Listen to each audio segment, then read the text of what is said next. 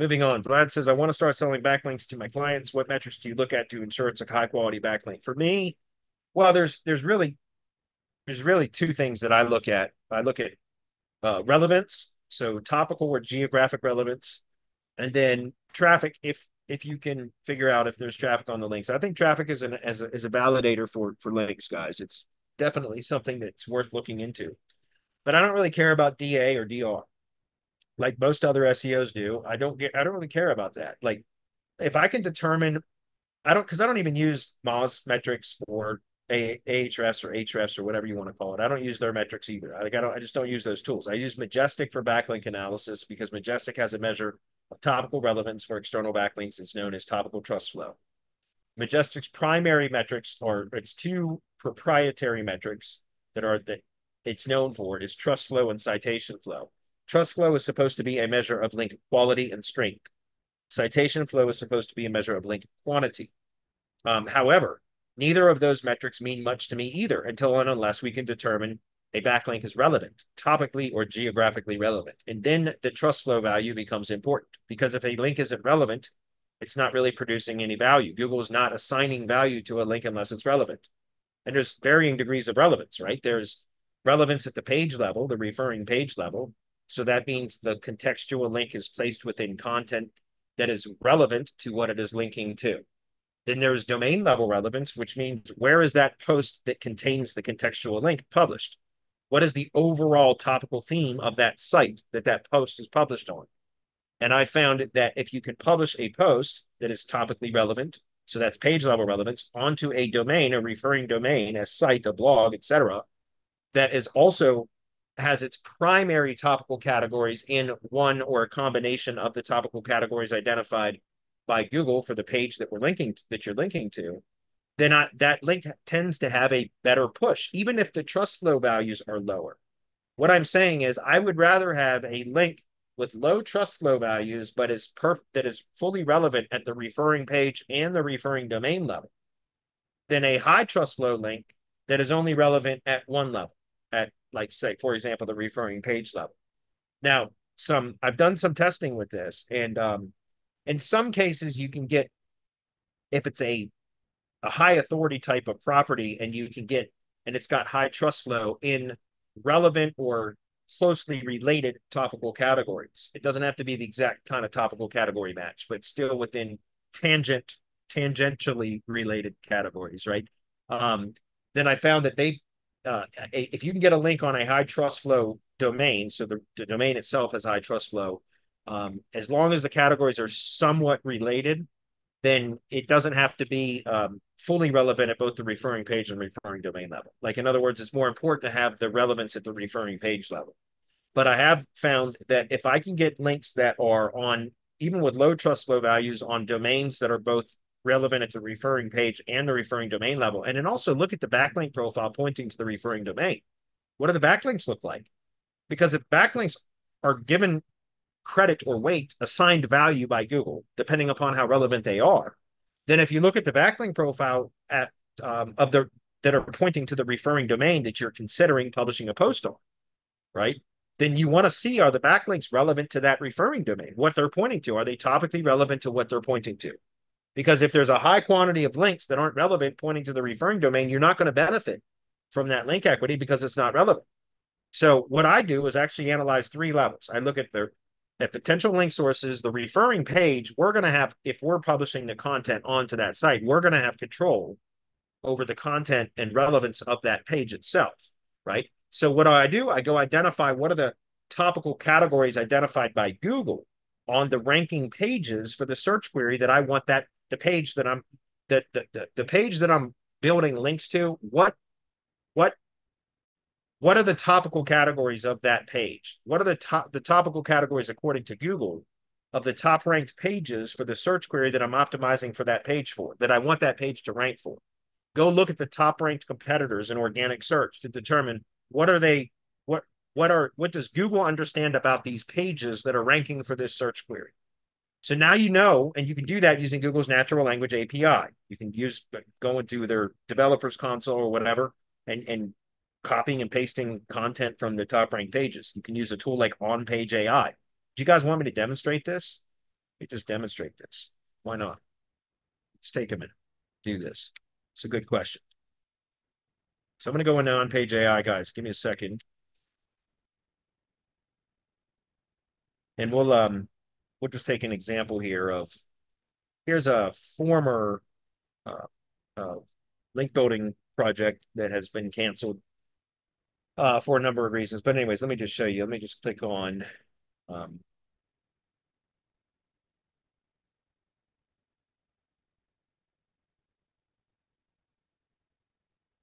okay, we're going to restore this. So here's an example, guys. If you're to do a search for tree service Leesburg, VA, okay, let me just give you an example. Okay. So what we're going to see here is these top ranked competitors right here. These are the page URLs. Remember, Google does not rank websites, guys, for search queries. It ranks web pages. Okay, but a web page's ability to rank is significantly influenced by the domain's authority and strength. So we always want to start by looking at page level metrics first, but then we want to zoom out and look at overall domain level metrics when we're doing backlink analysis. Competitor backlink analysis is what I call this. Competitive link analysis. Okay. So here's the top ranked competitor. So if we extract the top ranked competitor page URLs for this search query right here, this is the query that we're analyzing. We go plug that into the predictive link building tool or tool of on-page AI, but by the way, you can do this directly through Google. Then I'm putting the target URL there and then the top ranked competitors in the order that we found them. And then we go ask Google to tell us what are the topical categories identified on these ranking pages. So now we know 100% certain if we're going to place a link within content that we should tune or optimize the content to match one or a combination of these categories so that we can achieve page level relevance from that link, right? So that's number one. But then what about domain level relevance? Okay. Well, now we know what the topical categories are. So we can analyze the referring domains, so the sites or blogs that we're considering to use to publish a post on with a relevant post and look at scan those. So instead of scanning pages, we can then scan the root domain. So we would select domains and then take our potential link sources, plug them into here, and then go submit again. And what it's going to do is go, again, submit all of those domains, not the specific page URLs, but it's going to tell Google, crawl this entire site and tell me what the overall primary or most prominent topical categories are of each of these referring domains. And then what we want to do is identify referring domains that have their overall topical categories to match one or a combination of these that were identified over here. So that when we publish a post, we can achieve page level relevance and domain level relevance. That's where I've seen the most effect from links, is when I get links that are relevant at both the referring page and a referring domain level. But then we take it one step further at semantic links, at least I do. And that is, for example, if we go into link relevance and click load, and I'm going to take that same project.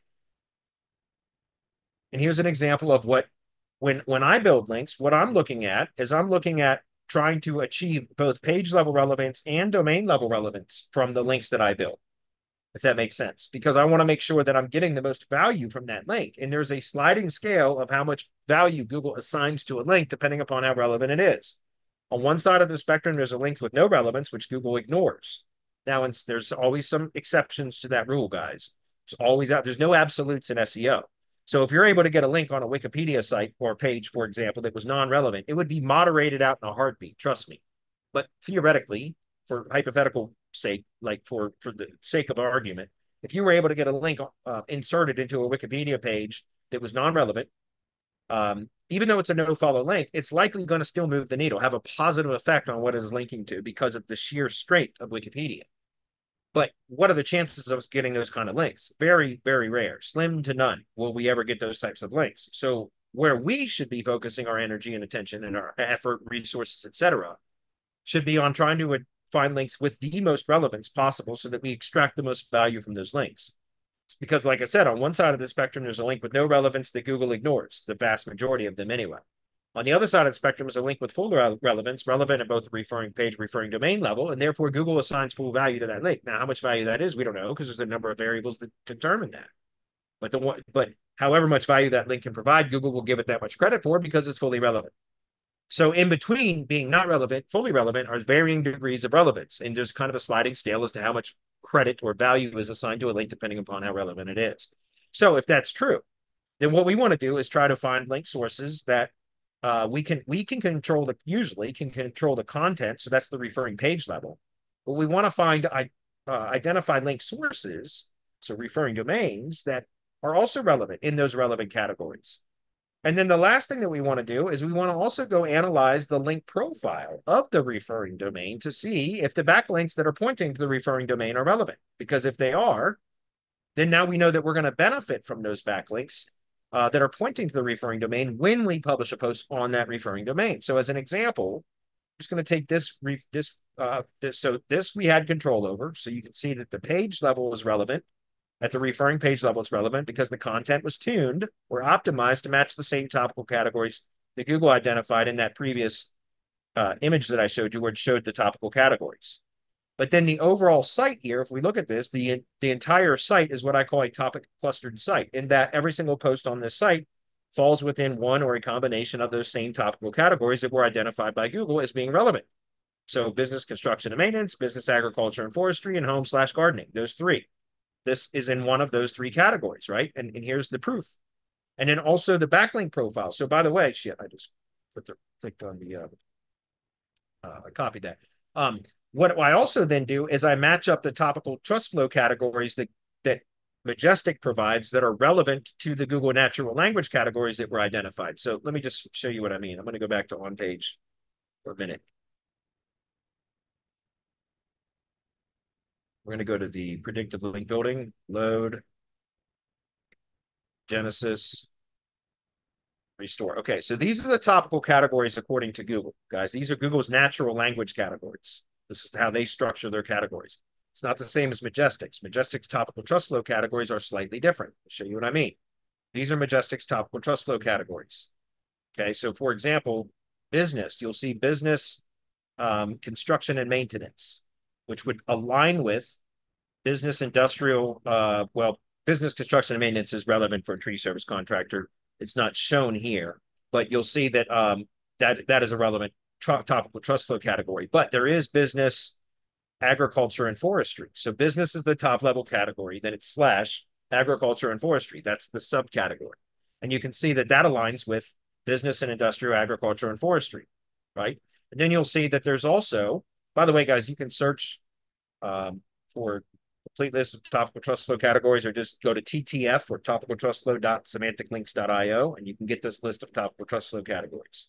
But if you scroll down, you'll see down here at home, under home, you'll see home/gardening, right? And you'll see that that was another home/gardening and landscaping. So Majestic's topical trust flow categories are not the same as Google's natural language categories, but they're very similar, the structure. So you can usually find topical trust flow categories that align with or match up to Google's natural language categories. So then once you understand what the topical categories are of the top ranked pages for the particular search query that you want to rank for, then you know what at the referring page level, how to tune your content to make sure that Google identifies the content in that one or as being in one or a combination of those topical categories identified here. Then look for referring domains that you can scan with a tool like this or directly through Google's natural language API or their console, developers console, whatever. Natural language. You can go plug in some of their content from their ranking pages and it'll tell you what topical categories, right? And then identify an overall domain that has a site that has their overall topic in one or a combination of these categories. But then look at their backlink profile, and that's what's next. So if we go paste this in here and we go take a look at this one, which again, you can see that with that particular link, we achieved page level relevance, domain level relevance. And here's why. If we go analyze the backlink profile, I'm going to go to the root domain. So we look at the overall backlink profile to the entire domain, not just that one page. And there's backlinks from 19 referring domains pointing to this referring domain. And look at the topical category. It's 100% in the business, agriculture, and forestry topical category. So you know that whatever links we're building from this particular, from here, the link from this is relevant at the page level, domain level, and the backlink profile level. So that's how we're able to achieve significant results from links with far less cost than what most other SEO kind of or link building companies charge, which is based on DA, DR, and traffic. Now, some of my sites get traffic, some of them don't. That's not a metric that we track for my sites because in my sites, we're pushing relevance, either topical or geographic relevance. Traffic is a validator though. So if you can also identify link sources that have traffic, that is something that you should be paying attention to. Now, for everybody else out there that still swears by Ahrefs and Moz and all those other metrics, by all means, guys, if that's important to you, then fine, use those metrics too, but use them as secondary metrics. After you've determined relevance first, then you can use DA or DR or whatever tickles your fancy as the determining factor as to which link source is better. Hopefully that's clear. Anyway, right there, guys. And by the way, just so you guys know, there's on our YouTube channel, and it's public. It's available for you guys. Just go to Semantic Mastery channel, and what you want to do is use the search function right up here, and just search for competitive link analysis. Oh, excuse me, not up there. You can do it there too, probably, but use the channel search feature. So excuse me, and type in competitive link analysis. And I did a full training on this. It's publicly available for all of you guys right there. It's an hour and 8 minutes long. It teaches you exactly how to go out and analyze the top ranked competitors and know exactly what type of links you need, the topical categories needed, and the anchor text ratios that the anchor text that you should be building based upon the average of the top 5 ranked competitors for the particular search queries that you're optimizing for. That makes sense. There's even the workbook in here, so I'll just click into this just to show you. There's a workbook pinned right here. Well, it's pinned as the first comment right there. If you click on that, it's going to take you to the Excel file that basically you just plug the data in by following exactly what I teach in this training here. And it's going to give you the anchor text ratios, the average number of links, everything for each of the search queries that you're optimizing for. Now you know. Why guess at this stuff, guys? If anybody tells you the perfect anchor text ratio formula is 60% brand and 20% miscellaneous, 10% exact match, which is what I call target, blah, blah, blah, run the hell away from them because they don't know what the hell they're talking about. You should be analyzing the backlink profile information of the top ranked competitors for each of the search queries that you want to rank for so that you can model what they're doing, right? Just do it better. Be more relevant. That makes sense. But there is no perfect anchor text ratio. The perfect anchor text ratio is what the average of the top ranked competitors is. And somewhere in the middle, somewhere in that average, that within that range. That's what's perfect. And that's a query by query basis. That is not a one size fits all formula. That makes sense. Model what the top ranked competitors are doing as far as anchor text and everything else, but try to just use more relevant links. That's what I do. And it works. So anyway, hopefully that makes sense. I just spent a lot of time with that.